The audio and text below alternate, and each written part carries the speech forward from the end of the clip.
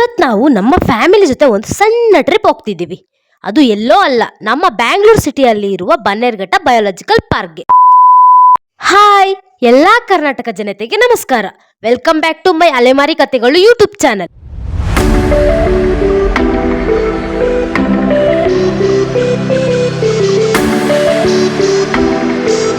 ನಾವೀಗ white field ಅಲ್ಲಿ ಇದ್ದೀವಿ. ಕ್ಯಾಬ್ ಬುಕ್ ಮಾಡಿದ್ದೀವಿ, ಕ್ಯಾಬ್ ಬಂದಿದೆ.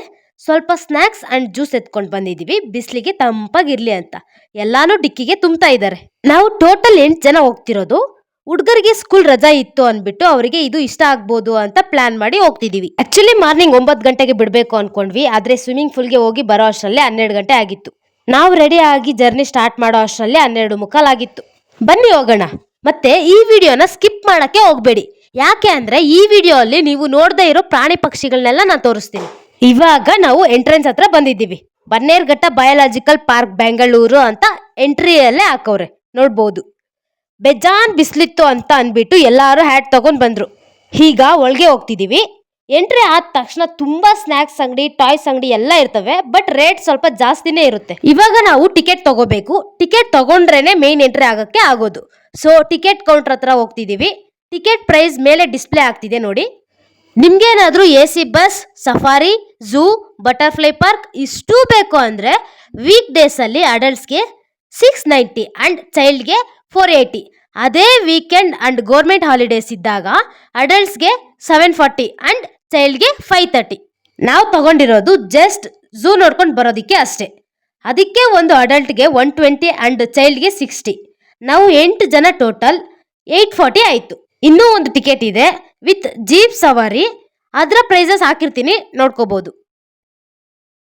ಟಿಕೆಟ್ ತಗೊಂಡು ಎಂಟ್ರಿ ಆಗ್ತಿದ್ದೀವಿ. ಎಂಟ್ರಿ ಆಗ್ತಿದ್ದಂಗೆ ನಮಗೆ ಡಿಫ್ರೆಂಟ್ ಟೈಪ್ಸ್ ಆಫ್ ಫಿಶಸ್ ಕಾಣಿಸ್ಕೊಳ್ತವೆ, ತುಂಬಾನೇ ಚೆನ್ನಾಗಿದ್ವು.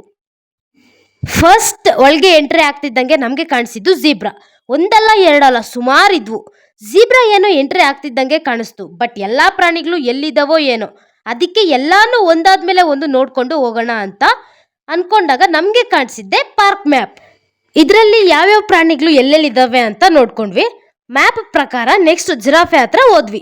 ಎಷ್ಟು ಉದ್ದ ಇದೆ ನೋಡ್ಬೋದು, ಅದರ ಕಾಲ್ ಹತ್ರ ಕೂಡ ಬರಲ್ಲ ನಾವು. ಅದನ್ನ ನೋಡ್ಕೊಂಡು ನಾವು ಹೋಗಿದ್ದೆ ನೀಲಿ ಜಿಂಕೆ ಅಂತೆ. ಯಾವುದೋ ಇವತ್ತೇ ಫಸ್ಟ್ ಟೈಮ್ ಕೇಳ್ತಿರೋದು.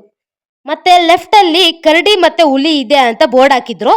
ಲೆಫ್ಟ್ ಸೈಡ್ ಹೋಗ್ತಿದೀವಿ ಇವಾಗ. ಆ ಗ್ಯಾಪ್ ಅಲ್ಲಿ ಯಾವ್ದೋ ಫಾರಿನ್ ಹುಡುಗ ನೋಡಿದೆ, ಮಸ್ತಾಗಿದ್ದ. ಹಂಗೇನ್ ಅನ್ಕೊಂಬೇಡಿ, ಇವ್ನು ನನ್ನ ತಮ್ಮ, ಯಾವ್ದೇ ಫಾರಿನ್ ಹುಡುಗನೂ ಅಲ್ಲ.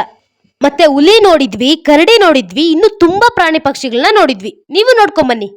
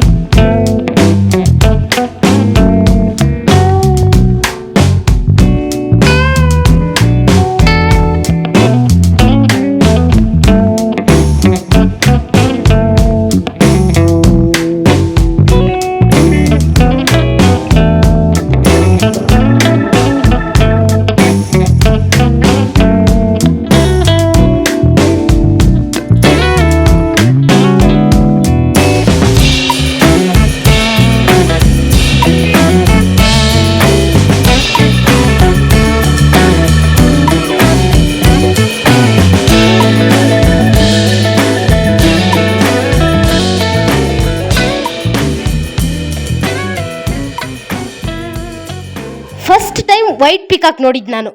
ಮತ್ತೆ ಇನ್ನೊಂದು ಪಿಕಾಕ್ ತೋರಿಸ್ತೀನಿ ಇರಿ. ನೋಡಿ ಇದೆ. ಈ ಪಿಕಾಕ್ ಅಂತೂ ಸೂಪರ್.